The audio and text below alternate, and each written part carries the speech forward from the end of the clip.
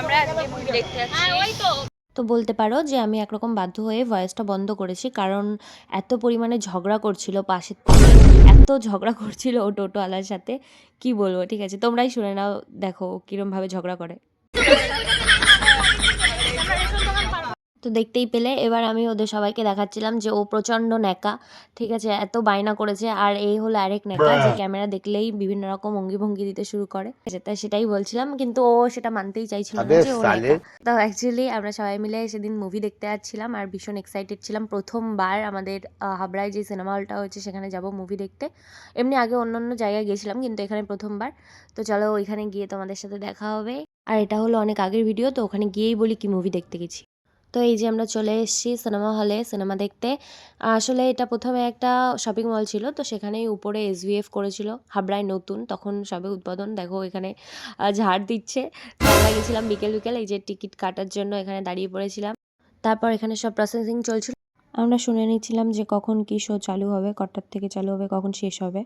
তো এরপর এই যে আমরা ভিতরে চলে যাই, আর আমরা গেছিলাম, হ্যাঁ ঠিকই দেখছো, মা দেখতে গেছিলাম। এটা অনেক আগের ভিডিও, আমি আগেই বললাম।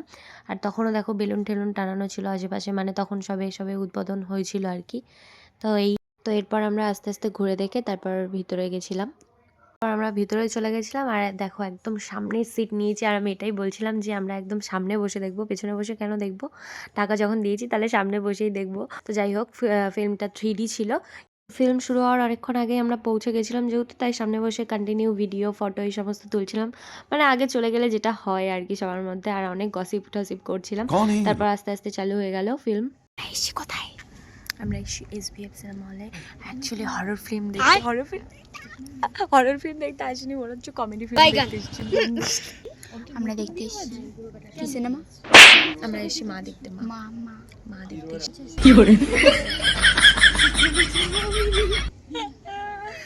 जय बजरंगबली, जय श्री राम। तोड़ दे शैतान की गली, जय बजरंगबली तोड़ दे शैतान की गली।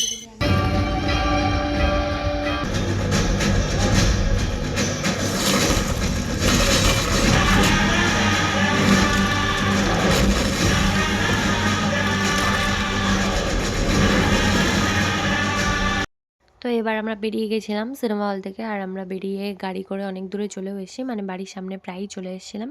এখান থেকে হেঁটে হেঁটেই বাড়ি পর্যন্ত যেতে হয়। তো আমরা বলছিলাম আর কি মুভিটা কেমন লেগেছে, বা কী ভালো হয়েছে কি খারাপ হয়েছে। সত্যি কথা বলতে এখানে কাজলের অ্যাক্টিংটা অসাধারণ ছিল।